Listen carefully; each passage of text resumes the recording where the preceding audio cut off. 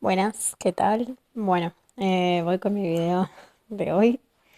Em, vale, arranca preguntando primero con el subtítulo este de ¿por qué los ricos se vuelven más ricos? Y básicamente la respuesta es que porque los ricos invierten en activos, tienen más activos que gastos y los activos producen ingresos que se reinvierten en esa columna. Entonces, bueno, básicamente esa columna sigue creciendo y por lo tanto los ingresos que produce se multiplican. Entonces, como resultado, los ricos se vuelven más ricos. Después, lo siguiente es por qué la clase media tiene dificultades, ¿no? Entonces, básicamente es justamente porque la clase media pasa todo lo contrario. O sea, la clase media lo que tiene es una columna de gastos más grande, una columna de activos muy pequeña que no produce más activos. Entonces, porque básicamente lo que tiene es un ingreso que se va en gastos. Entonces, dice, ni siquiera es que se pueda reinvertir eso. O sea, y que cuando ingresa, cuando hay mayor ingreso, y que básicamente el ingreso de la clase media es el salario, lo que sucede es que suele ser porque si se incrementó el salario es porque se incrementaron también los impuestos y los gastos, ¿no? Entonces, al final es como que si crece el ingreso, crecen los gastos, entonces nunca hay una inversión en activos. Y además está esta tendencia a creer que los activos son en realidad, o sea, que un activo, por ejemplo, es una casa y no un inmueble, ¿no? Entonces, y no, o sea, lo que él dice es como que justamente no hay una inversión. ¿Qué pasa? Que hay mucha gente que lo que hace es ir a, y acá se me vino mucho el libro anterior de Tony Robbins, dice, hay mucha gente que va y ¿qué hace? Dice, bueno, ok, pongo el dinero, ¿no? En estas, ¿cómo se llama? Lo llama acá fondos mutualistas. Entonces pongo el dinero en los fondos mutualistas. ¿Por qué? Y porque como no tengo tiempo para dedicarme a esto y de última, como invierten en distintas cosas, el dinero está diversificado. Y al final terminan confiando en la experiencia de estos, bueno, gestores.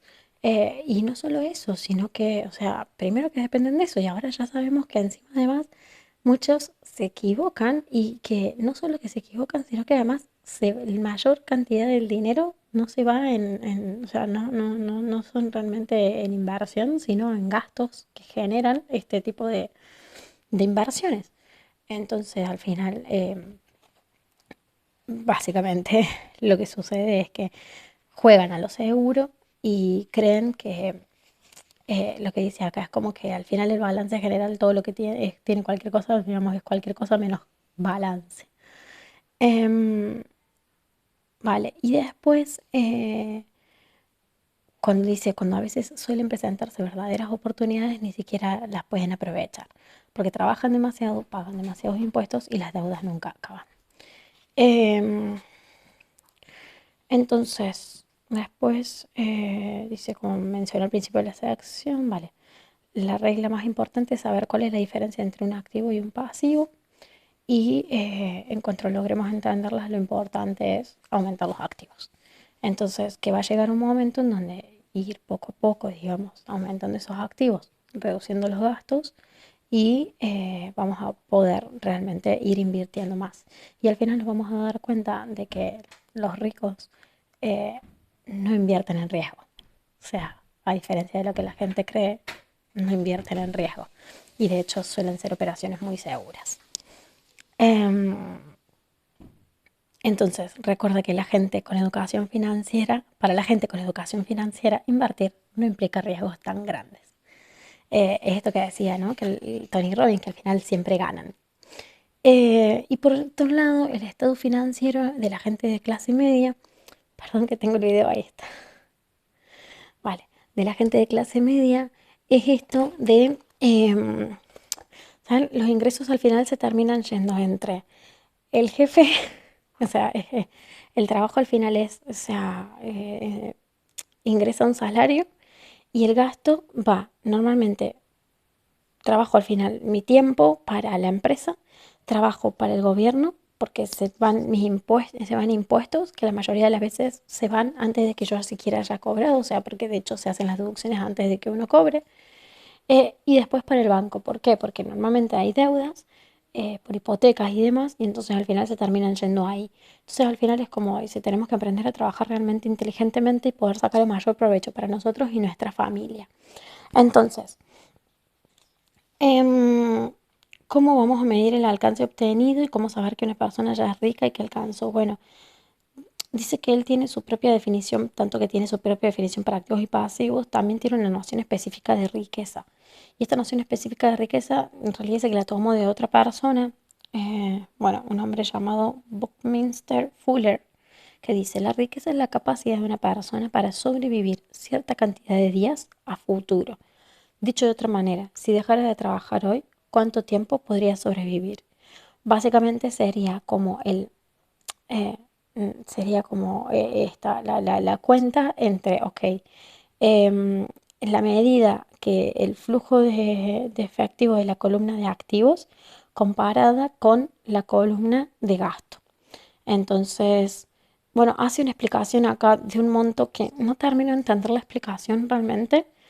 Le he como dado vueltas y dice, porque al final es como un flujo efectivo de $1000 al mes y gastos mensuales de 2000. Entonces, no entiendo cómo, dice, cuántos días puedo vivir de aquí en adelante de acuerdo a esta medición. Entonces, si considero meses de 30 días, tengo un flujo efectivo suficiente para medio mes.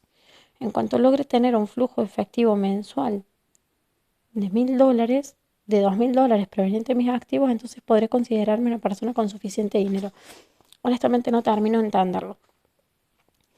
Pero bueno, básicamente es eso, o sea, digamos, cuánto efectivo ingresa y cuánto es el gasto, ¿no? Entonces, de eso que me queda, ok, cuánto, digamos, tiempo a futuro puedo vivir. Y eso es, así se mide, digamos, la riqueza según él. Y entonces, lo que nos tenemos que enfocar, que dice que él fue lo que hizo en construir una columna de activos que nos hiciera independientes en el aspecto económico. Entonces, que si en ese momento, digamos, renunciáramos a nuestro trabajo, podríamos cubrir gastos mensuales con el flujo efectivo que generan nuestros activos. Bueno, por último, el objetivo sería reinvertir el exceso del flujo de efectivo en la columna de activos, que ya es lo que habíamos dicho antes. Y si el proceso, digamos, y es un proceso de reinversión continua, entonces podemos estar en el camino de hacernos ricos. Entonces al final dice, recuérdenme lo siguiente, y ya sí, ya cierro el video que se me fueron 8 minutos. Los ricos compran activos, los pobres incurren en gastos y la clase media compra pasivos que cree que son activos. Y bueno, nada, eso. Eso es mi lectura de hoy. Nada, espero que tengan un excelente fin de semana. Les mando un beso grande, las veo el miércoles y adiós. Chau, chau.